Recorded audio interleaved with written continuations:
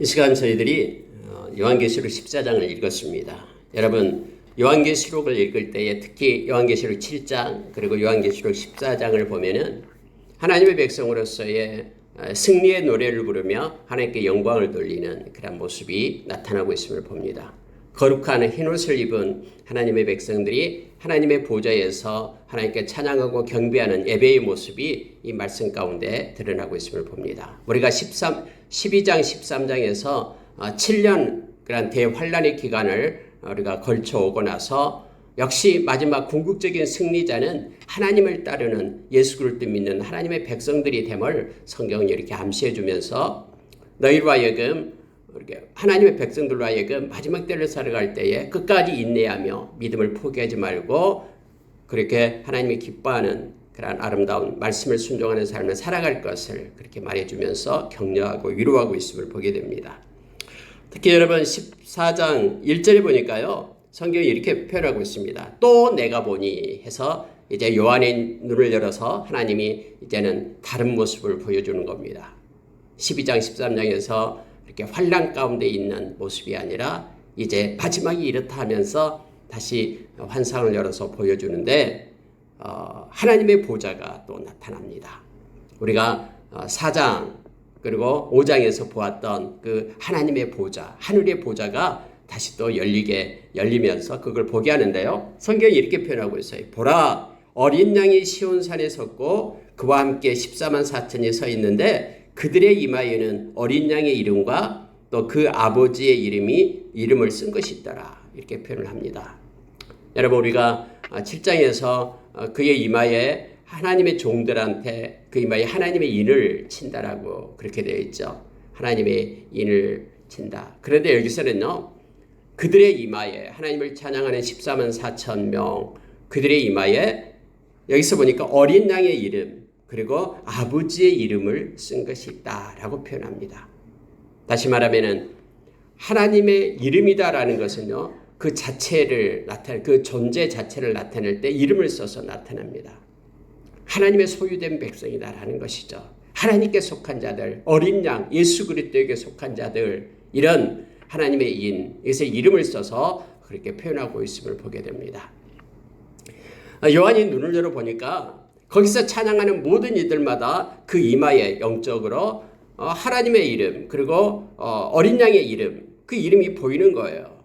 이름 즉 하나님의 권세와 하나님께 심겨진 하나님의 뜰에 심겨진 하나님의 백성들이 흰옷을 입고 하나님을 찬양하고 어린 양과 함께 시온산에 서 있는 모습이 나타나고 있음을 보게 됩니다.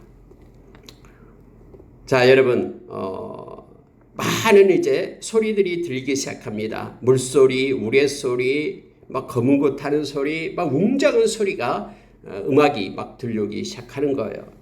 그런데 3절에 한번 보시기 바랍니다. 그들이 보좌 앞과 네 생물과 장로들 앞에서 새 노래를 부르니 하면서 하늘의 그 보좌 24장로 네 생물들이 있는 그 가운데서 찬양하고 경배하기 시작하는 그러한 예배의 모습이 나타나게 됩니다. 새 노래를 부르기 시작한다고 말합니다. 이 뉴송을 합니다. 우리가 여러분 새 노래 우리가 시편에도 나옵니다만은 새 노래는 새로운 어제 불렀던 노래가 아니라 새 노래라고 얘기할 때는 새로운 마음으로 더 사랑하는 마음으로 어제의 마음이 아닌 주님께 더 가까이 나아가는 그런 마음 더 간절하고 더 깊고 더 새롭게 되고 변화된 그런 모습으로 하나님 앞에 서서 노래하고 찬양하는 그 노래가 바로 새 노래 이런 뜻입니다. 새 노래는 음악을 잘한 사람이 부르는 노래가 아닙니다. 새 노래는 정말로 마음에 하나님을 찬양하고 경배하고 높이고 그분의 위대하고 광대하심을 그렇게 찬양하면서 존귀함을 드리는 자가 부르는 노래가 다 새 노래가 됨을 보게 됩니다. 우리가 찬양할 때 우리의 중심이 중요합니다. 하나님은 우리의 찬양을 받으시고 왜냐하면 하나님께서 그렇게 우리를 지었기 때문이다라고 말하죠. 우리의 찬양을 받으시려고 우리를 세웠다라고 우리가 말하고 있잖아요. 이사야서 43장 21절에서요. 그래서 하나님은 찬양받기를 기뻐하십니다. 우리의 마음으로 중심으로 하나님께 드리는 찬양 그리고 우리가 요한복음 14장 13절에서 우리가 예수의 이름으로 기도할 때에 하나님의 영광을 받으신다고 말합니다. 이 찬양도 기도입니다. 곡조 붙은 기도죠. 우리의 마음을 담아서 하나님 앞에 향기가 되어 올라가는 것입니다. 여러분 여기서 14만 4천이 하나님을 향하여 그렇게 찬양하고 경배하고 있음을 보게 됩니다. 앞에서 여러분 우리가 13장에서 짐승의 수, 짐승의 수, 사람의 수 666 그것을 바로 앞에서 나왔었죠. 즉 이 사탄, 이 마귀를 찬양하고 그들을 섬기는 자들의 모습이죠. 이것과 대조적으로 14만 4천을 나타내면서 하나님을 섬기고 하나님께 속한 자들의 찬양을 말해주고 있습니다. 여러분 근데 이 14만 4천이 뭐냐? 우리 7장에 보면 14만 4천이 나왔잖아요. 각 지파에서 이렇게 12,000명씩 12지파에서 14만 4천 명이 되는 것이죠. 그러면 이 14만 4천은 뭘 상징하고 있냐 해서 막 뭐 신천지에는 이 자기가 14만 4천에 속한다라고 그게 돼야 된다고 그러면 끝이 온다라고 말하면서 막 그렇게 황당하게 해석을 했죠. 그래서 자기들 인원수가 14만 4천이 훨씬 넘어가니까 이제는 진짜 14만 4천, 눈으로 보이는 14만 4천이 아니라 진짜 충성된 14만 4천에서 막 그들끼리 경쟁을 시키죠. 충성된 자로 살라고. 근데 여러분 오늘 말씀을 다시 보면은요 이렇게 되어 있습니다. 보라 어린 양이 시온산에 섰고 그와 함께 14만 4천이 서 있는데 이렇게 되어 있죠. 어린 양과 함께한 무리입니다. 다시 말하면 어린 양이 어디로 인도하든지 어린 양을 따르는 즉 예수 그리스도의 제자된 자, 예수 그리스도를 따라가는 자. 누가복음 9장 23절에서 아무든지 나를 따라오려거든 자기를 부인하고 제 십자가를 지고 날마다 나를 따를 것이니라라고 말씀하고 있죠. 요한복음 12장 26절에서 나를 섬기는 자는 나가 있는 곳에 그들도 있다라고 말합니다. 여러분 24만 4천은 누구냐면 바로 어린 양을 따르는 이들이에요. 어린 양과 함께하는 자들 어디로 가든 오늘 말씀 거기에 나와 있죠. 어린 양에게 속한 자들이니 라고 4절에 나오고 있습니다. 또 어린 양이 어디로 인도하든지 따라가는 자며 라고 있습니다. 예수님과 함께하는 자들, 예수님을 따르는 예수의 제자들, 그들이 14만 4천이거든요. 그들이 구원받은 자들임을 나타냅니다. 그럼 14만 4천은 무엇을 나타내냐 그러면요, 바로 예수 그리스도에게 온전함으로 예수 그리스도에 속한 그러한 예수의 제자들을 나타내고 있음을 보게 됩니다. 666은 적그리스도의 수가 됩니다만은 14만 4천 명은 그들만 구원받았다라는 뜻이 아니라요. 이것은 구원받은 하나님의 백성 모두를 상징적으로 나타내는 단어가 14만 4천입니다. 허다한 무리들, 하나님의 백성들이 허다한 무리들이 하나님을 찬양하고 경배하는 즉 앞에 나온 요한계시록 7장 4절에 나와 있죠. 7장 4절에 나와 있는 것과 동일한 내용입니다. 7장 4절에 보면은 내가 인침을 받은 수를 들으니 하나님의 종의 이마에 하나님의 인을 친다 했잖아요. 인침을 받은 수를 들으니 이스라엘 자손의 각 지파 중에서 인침을 받은 자들이 14만 4천이다 라고 말합니다. 여러분 여기서 말씀을 나눌 때에 여기서 말한 이스라엘 자손이라고 얘기할 때 갈라디아서 6장 16절에 보면은 하나님의 이스라엘 이런 표현을 써서 나타냅니다. 하나님께 속한 이스라엘 이런 뜻이죠. 다시 말하면은 오늘날 예수 그리스도를 믿는 하나님의 백성들을 얘기할 때 하나님의 이스라엘 이렇게 써서 나타냅니다. 즉 예수 믿는 모든 하나님의 백성들 어린 양과 함께하는 어린 양을 따르는 제자된 모든 하나님의 백성들을 구원받은 백성들을 나타낼 때 14만 4천을 써서 나타낸 것입니다. 이거에 여러분 빠져서는 안 됩니다. 이단에 빠져가지고 뭐 신천지 어린 학생들이 막 많이 빠져 있어요. 젊은이들이요. 14만 4천에 들어가기 위해서 막 그들이 막 경쟁을 하고 막 야단납니다. 근데요 여기서 보면은 어린 양과 시온산에 함께 선 14만 4천 이렇게 되어 있습니다. 어린 양은 예수 그리스도를 나타냅니다. 이만희 신천지와 함께하는 이들이 아니라 이만희와 함께하는 이들이 아니라 예수 그리스도와 함께하는 이들이 구원받은 하나님의 백성들이 14만 4천임을 우리가 기억하기 원합니다. 그럼 14만 4천들은 4천의 구원받은 하나님의 백성들이 네 가지 그러한 특징이 나타납니다. 여러분 한번 보십시오. 3절에서 5절에 보면요, 그들의 특징입니다. 자, 첫째 보시기 바랍니다. 3절에 보십시오. 그들이 보좌 앞과 내 생물과 장로들 앞에서 새 노래를 부르니 땅에서 속량함을 받은 14만 4천 밖에는 능히 노래를 배울 자가 없더라. 이렇게 되어 있습니다. 자, 그들은 새 노래를 부르는데요. 14만 4천이요. 하나님의 보좌 앞에서. 근데 그들은 땅에서 속량함을 받은 자다라는 거예요. 예수님의 보혈로 속량함을 받은, 구속함을 받은 하나님의 백성입니다. 예수님의 보혈, 피뿌림을 받기 위하여 저와 여러분을 택했다라고 우리가 베드로전서 1장 2절에서 너무나 잘 알고 있죠. 그리고 거룩하신 성령을 따르는, 성령을 쫓아 순종함을 주기 위하여 우리를 불렀다라고 말합니다. 그러니까 하나님의 백성들은 예수님의 보혈로 속량함을 입은 자들이에요. 예수님의 보혈이 없는 자, 회개하지 않는 자는 하나님의 백성이 아님을, 예수를 따르는 제자들이 아님을 나타냅니다. 그들의 특징은 속량함을 받은 자입니다. 그래서 흰옷 입은 거룩한 백성이 된 것입니다. 예수님의 보혈이 나를 위해서 십자가에서 나의 죄값을 지불함을 받은 자들, 이걸 인정하고 받아들인 자, 예수 믿는 자들을 말하고 있습니다. 누가복음 24장에서 복음이 증거될 때마다 성경이 그렇게 말해요. 회개도 함께 증거된다고 말합니다. 그래서 천국은 회개함을 받은 사람, 회개를 한 사람, 그래서 속량함을 받은 자들이 가는 곳이 천국임을 우리로 깨닫게 합니다. 속량함을 받은 자. 그리고 여러분 두 번째는 뭐냐면요. 속량함을 받은 자는요. 여기 보니까 능히 이 노래를 배울 자가 없더라. 속량함을 받은 사람 밖에는 능히 이 노래를 배울 자가 없더라. 이렇게 표현하고 있습니다. 예수의 보혈로 거듭난 사람만이 새 노래로 하나님을 찬양할 수 있다고 말합니다. 아무나 찬양한 거 아니에요. 노래를 잘한다고 찬양한 것 아니고요. 음치든 음정이 좋든 좋지 않든 간에 우리가 마음의 중심으로 속량함을 받은 자, 즉 하나님의 백성들은 하나님을 찬양하고 경배한다라고 말합니다. 그리고 이 노래는 누가 배울 수 있다라고 이게 말합니까? 바로 14만 4천만이 이 노래를 배울 수 있다라고 말합니다. 그래서 이 노래는 아무나 배울 수 없고요. 아무나 부를 수가 없습니다. 하나님께서 우리에게 찬송의 입술을 주셨고 마음에 찬양의 마음을 주셨기 때문에 우리가 찬양을 하고 하나님께 경배를 하는 것입니다. 찬양할 때 우리는 특권을 가지고 하나님이 나로 하여금 하나님을 찬양하는 하나님의 백성으로 세웠다라는 것을 기억하면서 감사하며 하나님께 찬양의 자리에 서기를 원합니다. 그리고 하나님 우리에게 주신 이 권리를 이 땅에서 많이 누리기를 원합니다. 우리의 마음속에 늘 하나님을 향한 그런 찬양이 구원의 감격 속에 늘 흘러가기를 원합니다.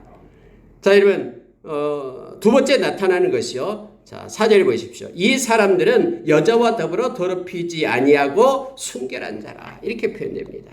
그들은 순결한 백성임을 알게 됩니다. 순결한 하나님의 신부라는 것입니다. 예수님의 보혈로 깨끗하여지고 그 흰옷 입은 자로서 우리가 세워졌다라고 말하잖아요. 순결한 신부입니다.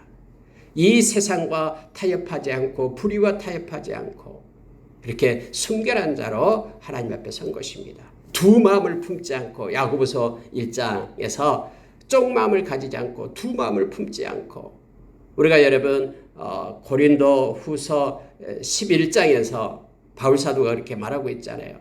너희 마음이 부패하지 않고 깨끗한 마음으로 하나님은 우리 주님을 만나게 될 주님께 중매하기 위하여 주님을 만나게 될 거룩한 신부로 세워지기를 원한다라고. 아담과 하와처럼 마음이 부패해서 말씀을 떠나는 자가 아니라 순결한 자로 하나님 앞에 우리 주님을 만나게 될 것을 그렇게 요청하고 있잖아요. 순결한 신부를 얘기합니다.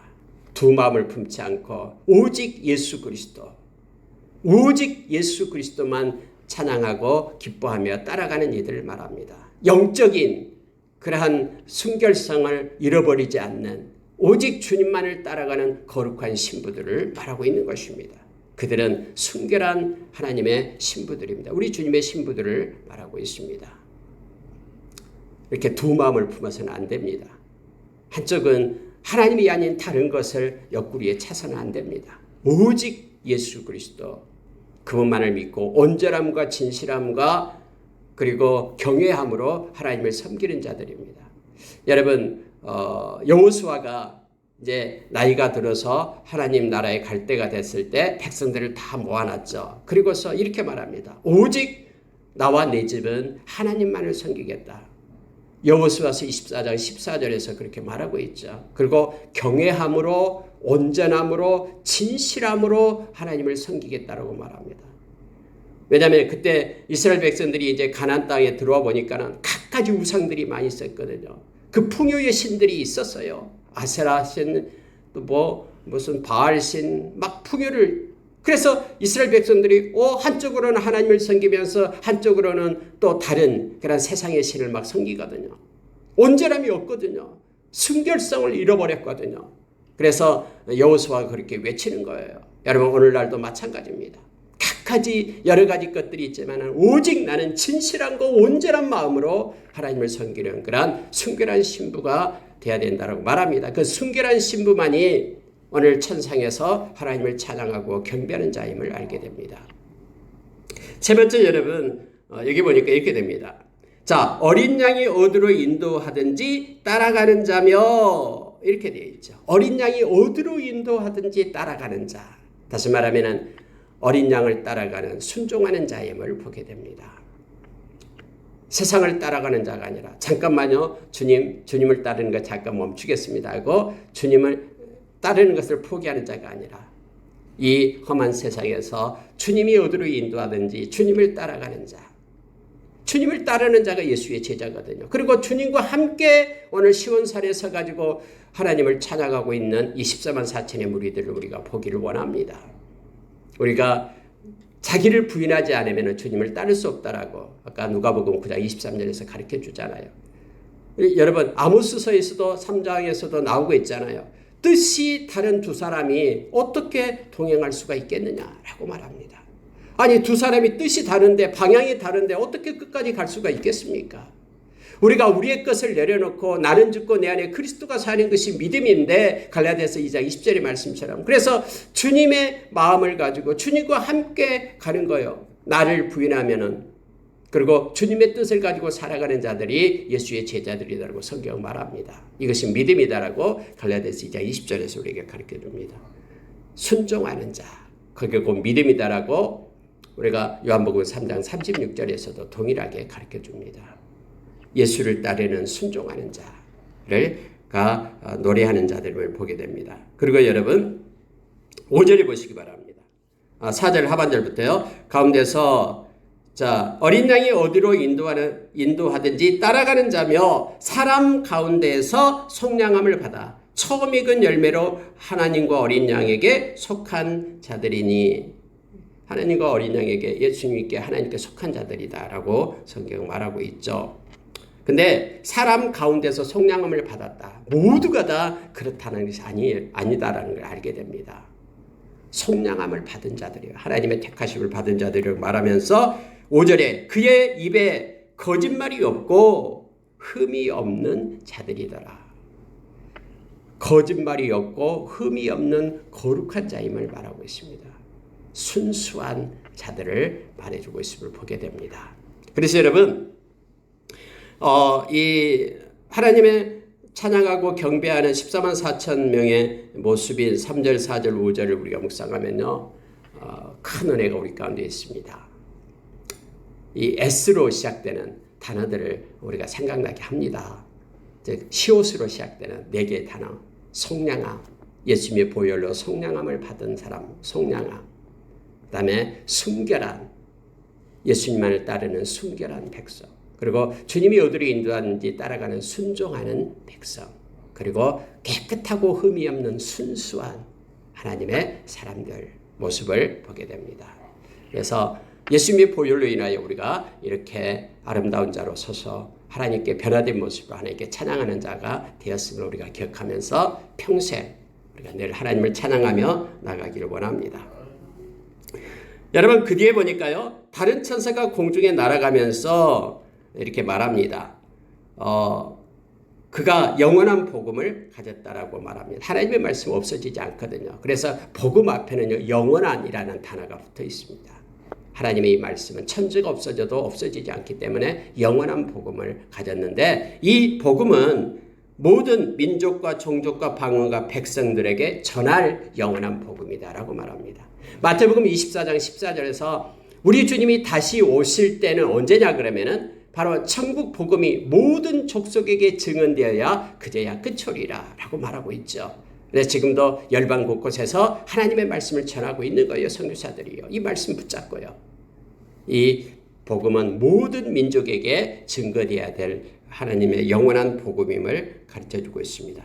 그런데요. 이제 8절에 내려가면은요. 이렇게 바뀌어집니다. 다른 천사가 이 둘째 뒤를 따라가면서 다른 천사, 그 둘째 천사가요, 뒤를 따라가면서 이 말을 외치는 거예요. 무너졌도다, 무너졌도다, 큰 성 바벨론이여, 모든 나라에게 그의 음행으로 말미암아 진노의 포도주를 먹이던 자로다. 큰 성 바벨론이 무너졌다라고 지금 막 또 두 번째 천사가 따라가면서 외치는 거예요. 여러분 보십시오. 복음이 있고, 영원한 복음이 있고, 그 복음으로 인하여 끝이 와서 우리 주님이 오셔서 심판에 이르게 되죠. 그러면 큰 성 바벨론이 무너지게 됩니다. 여러분 바벨론이라고 얘기할 때는 상징적인 거예요. 바벨론. 즉 다시 말하면 로마를 바벨론이라고 표현했거든요.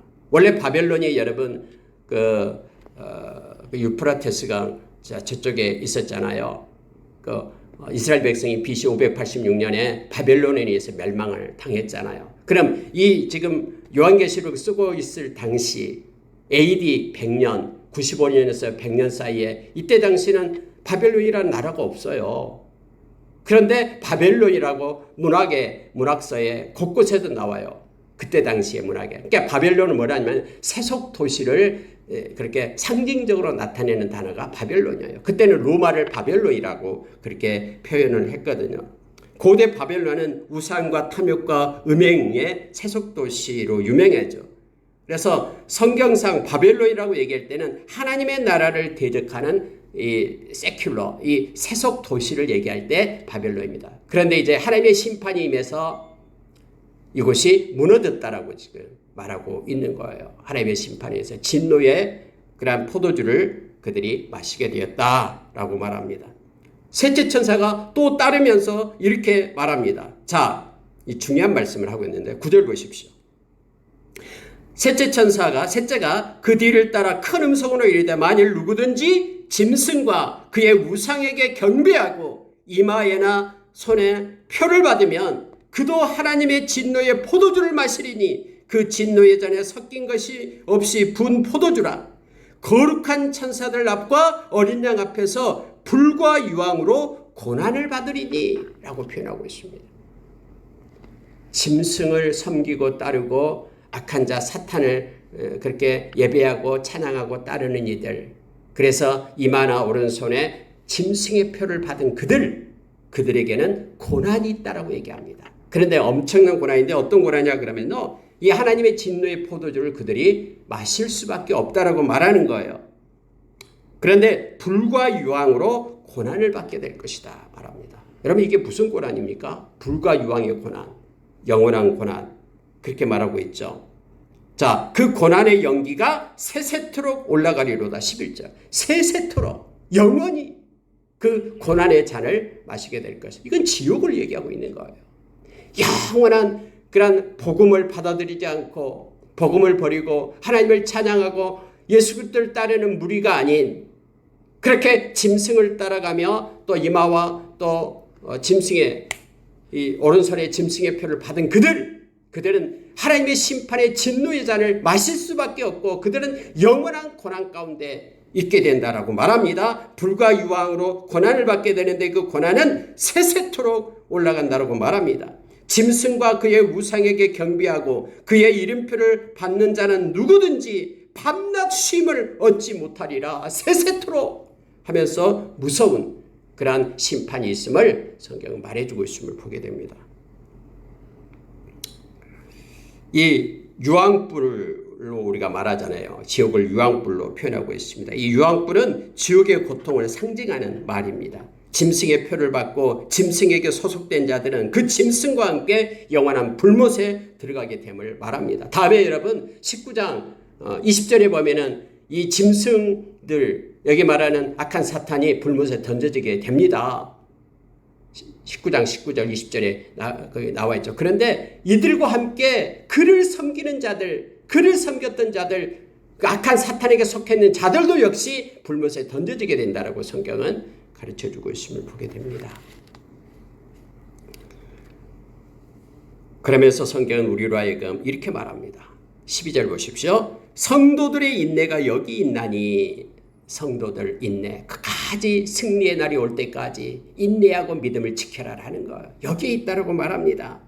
그들은 하나님의 계명과 예수에 대한 믿음을 지키는 자니라.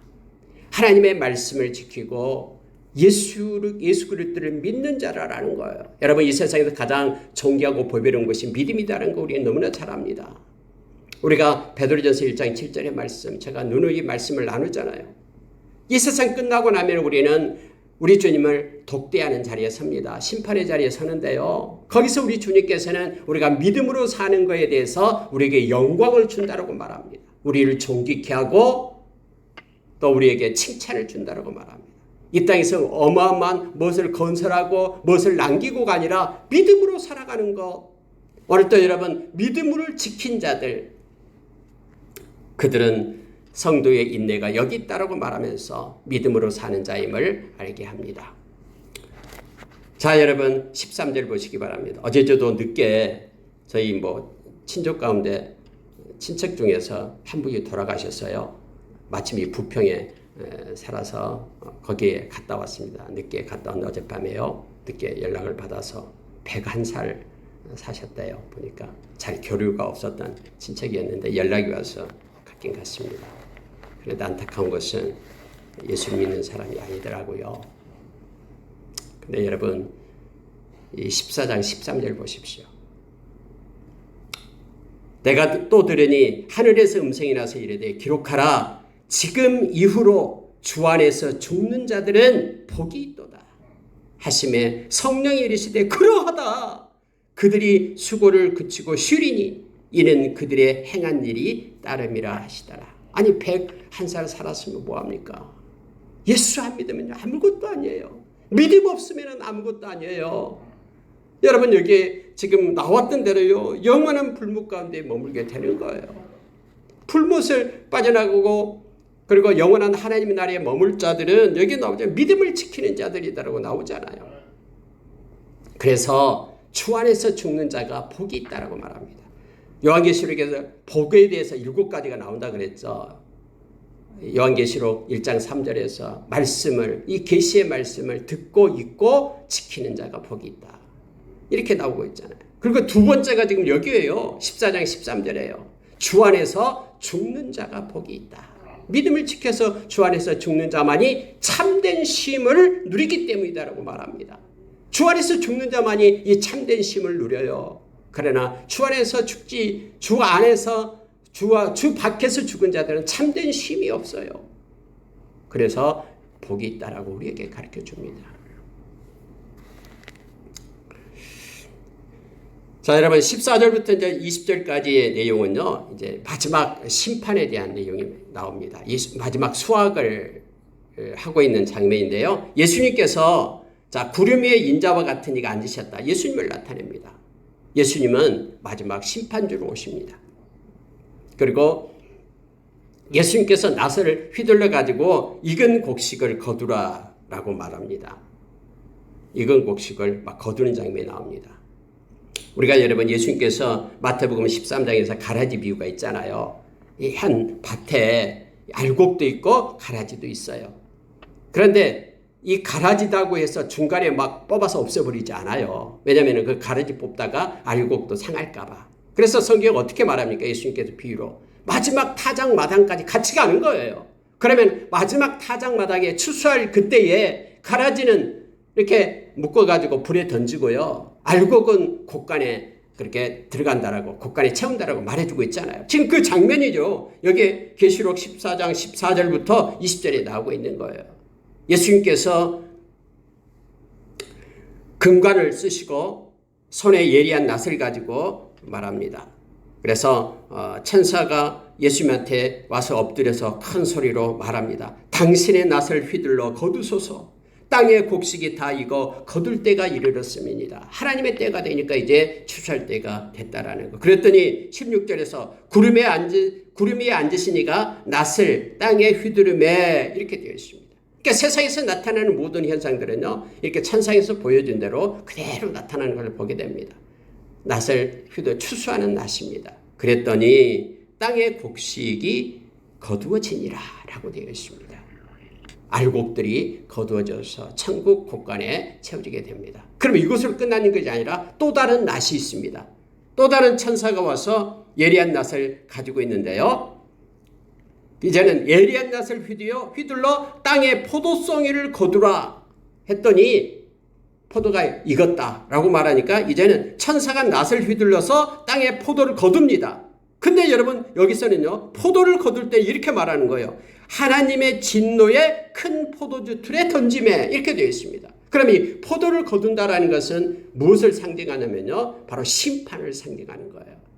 위에서 하늘에 그 구름 위에 계신 예수님께서 낫을 휘두를 때 곡식이 거둬지는 것은 이들은 영원한 생명, 즉 하나님의 백성들의 알곡 곳간에 넣는 공의로우신 하나님께서 보상해 주는 그 복을 얘기하고 있는 반면에 포도를 거둔다라는 것은요, 진노를 얘기합니다. 왜냐하면은 그때 포도주를 걷어가지고 포도주 그 틀에다가 집어넣잖아요. 그리고 포도주를 이렇게 만들기 위해서 사람들이 발로 밟아서요, 그래가지고 포도주를 빼내죠. 막 으깨지고 깨지고 이걸 갖다가 심판으로 묘사하고 있는 거예요. 그래서 우리 주님이 오실 때는 이 두 가지가 나타납니다. 하나님의 백성들은 눈을 들어 우리 주님을 바라보는 거예요. 그리고 하나님으로부터 영원한 생명을 얻게 되죠. 그러나 하나님의 백성이 아닌 그들은 이처럼 진노의 잔을 마시게 됩니다. 심판받고 영원한 불못에 던져진다라는 것을 상징적으로 지금 나타내주고 있습니다. 천사가 낫을 땅에 휘둘러 땅의 포도를 거두어 하나님의 진노의 큰 포도주 틀에 던짐에 성 밖에서 그 틀이 밟히니 틀에서 피가 나서 말 굴레에까지 닿았고 1600 스타디온에 퍼졌더라. 얼마나 그것이 그 붉은 그 피가, 진노의 그 피가 그들이 밟아서 나타나는 것이 얼마나 크게 보였으면요, 이게 말합니다. 1600 스타디온. 이 스타디온이라고 얘기할 때는 192m를 얘기하거든요. 그러면 이거 곱하면 온 천지가 다 피바다가 됐다라는 거예요. 환상 가운데요. 진노의 포도주. 무시무시한 그런 심판을 묘사하고 있음을 보게 됩니다. 말씀을 마치겠습니다. 여러분 14장에서는 이제 요한계시록이 그렇게 돼 있다 했죠. 7개 인, 7개 나팔, 그리고 7대접 이렇게 되는데 7개 나팔, 7번째 나팔과 첫 번째 또 진노의 대접 사이에 그렇게 중간에 나오는 그런 계시입니다. 즉 7년 대환란에 대한 내용이 나오는데 환란 가운데 있더라도 하나님의 때가 되면 이처럼 하나님의 심판이 있으니까 믿음을 끝까지 지키고 인내하면서 하나님께 영광을 돌린 자라 우리가 설 것을 요청하면서 이 말씀을 쓰고 있는 것입니다. 하나님의 백성은 절대 망하지 않고 하나님의 때에 하나님께서 이렇게 보상해주며 영원한 생명으로 이끌어주신다라는 것을 가지고 우리를 위로하고 있습니다. 이 세상이 아무리 험해도 우리가 놓지 말아야 될 것, 믿음은 버려서는 안 됩니다. 끝까지 믿음을 가지고 진리를 따라가는, 영원한 복음을 따라가는 저와 여러분이 되기를 원합니다. 오늘 또 택해 주신 주님을 찬양하고 14만 4천인이 중심으로 하나님을 찬양하고 경배했듯이 우리의 마음 가운데도 하나님을 향한 아름다운 노래가 있는 하루가 되기를 원합니다.